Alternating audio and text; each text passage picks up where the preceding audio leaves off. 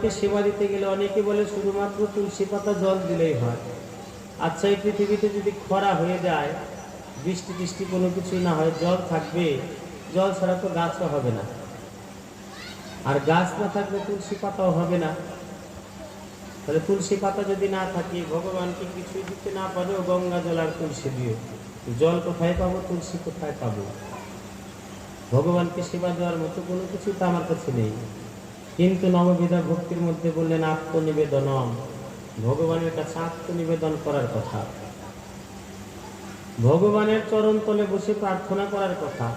কুরুক্ষেত্রের যুদ্ধের সময় অর্জুন ভগবান শ্রীকৃষ্ণকে বলছেন, ভগবান শ্রীকৃষ্ণকে অর্জুনের রথের সারথি, প্রভু হে মাধব, একটিবারের জন্য যুদ্ধের মাঝখানে তুমি রথটি স্থাপন করো তো, ওপারে কে কে আছে আমি একটু দর্শন করি।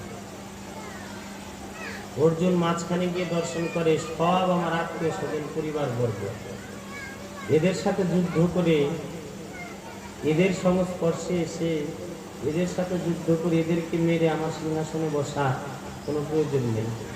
অর্জুন কি করলো, নিজের গান্ডীব পরিত্যাগ করে, গান্ডীব ধনু পরিত্যাগ করে গোবিন্দ চরণ তলে বসে প্রার্থনা করছে, প্রভু আমার দ্বারাই তো আর যুদ্ধ করা হবে না, নিজের আত্মীয় স্বজন পরিবার বর্গকে মেরে আমার সিংহাসনের কোনো প্রয়োজন নেই, আমি আর কোনো কিছু চাই না, কোনো কিছু প্রয়োজন নেই। গোবিন্দ কি বলছেন আমরা দেখবেন একটা গানের মধ্যে গাই, শৈশবকাল গেল হাসিতে খেলিতে, যৌবন কালো বুঝি রসে।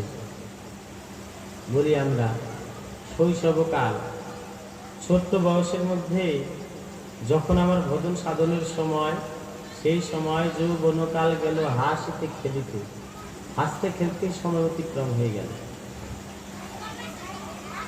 যৌবন কালো বুঝি রসে, যৌবনকাল কি হলো, বিয়ে শাদী করলাম, বাচ্চা ছেলে মেয়ে এটা সেটা করতে করতে আস্তে আস্তে দেখা যাবে কখন যে আমার পূবের বেলা পশ্চিমে এসে ধরে গেছে আমি খেয়ালই করিনি, তাকাইনি তার দিকে।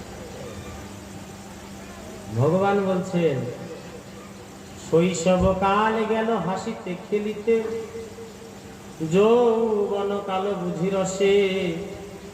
হে অর্জুন, নিজের দিকে ভালো করে দর্শন করো। গীতার মধ্যে দেখবেন নিরীক্ষণম অনন্ত নিরীক্ষণম, অর্জুন নিরীক্ষণ করো, দর্শন করো। অর্জুন গোবিন্দ চরণতল থেকে উঠে নিজেকে ভালো করে দর্শন করছে, নিরীক্ষণ করছে, তাকিয়ে আছে, ভালো হাত, ভালো পা, ভালো সব কিছু দর্শন করছে। কই প্রভু তুমি বললে নিরীক্ষণম, আমি তো নিরীক্ষণ করছি, কিছুই তো দেখতে পাচ্ছি না। ভগবানকে বলছে তুমি যখন আমাকে নিরীক্ষণ করতে বলো, সঙ্গে সঙ্গে আমি নিরীক্ষণ করলাম গোবিন্দ, আমি কোনো কিছু দর্শন করতে পারি না, আমি যে কিছুই দেখতে পাচ্ছি না। গোবিন্দ প্রতি উত্তরে বললেন অর্জুন অনন্ত নিরীক্ষণম, অনন্ত মানে কি বারবার, অর্জুন বারবার দেখো, ভালো করে দর্শন করো। অর্জুন পুনরায় নিজের দেহের দিকে তাকিয়ে দুই চোখের জলে ভাসছে। ভগবান জিজ্ঞাসা করছে অর্জুন তোমার চোখে যে জল, তুমি কাঁদছ কেন? ভগবানের বদন পানে চেয়ে অর্জুন বলে প্রভু তুমি যখন আমাকে বললে নিরীক্ষণম, ভালো করে তাকিয়ে দেখো, আমি তো তাকিয়ে দর্শন করলাম, কোনো কিছু দেখতে পাইনি। হে কৃষ্ণ তুমি যবে বলিলে অনন্ত নিরীক্ষণম, ভালো করিয়া দর্শন করো। আমি ভালো করে দর্শন করে কি দেখতে পেলাম জানো? আমার এই দেহের বেলা বুঝি আর বেশি সময় নেই, আমার এই দেহের বেশি বেলা নেই, এই দেহ বুঝি আর বেশি সময় ধরে রাখার ক্ষমতা আমার নেই, আমি আর ধরে রাখতে পারবো না। এবার আমার কি গতি হবে? অর্জুন জিজ্ঞাসা করছে গোবিন্দ চরণে বসে বসে। তাই বললাম শৈশবকাল গেল হাসিতে খেলিতে, যৌবন কালো বুঝি রসে।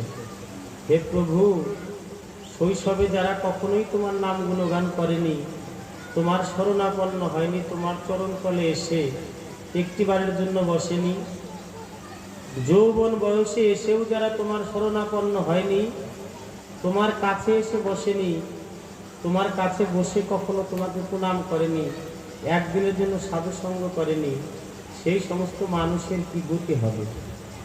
তাদের কি গোবিন্দ তুমি উদ্ধার করবে না? ভগবানের কাছে প্রার্থনা করছে, প্রভু তাদেরকে তুমি উদ্ধার করবে না? ভগবান চিন্তিত হয়ে পড়লে, অর্জুন তুমি আমাকে কেমন প্রশ্ন জিজ্ঞাসা করলে?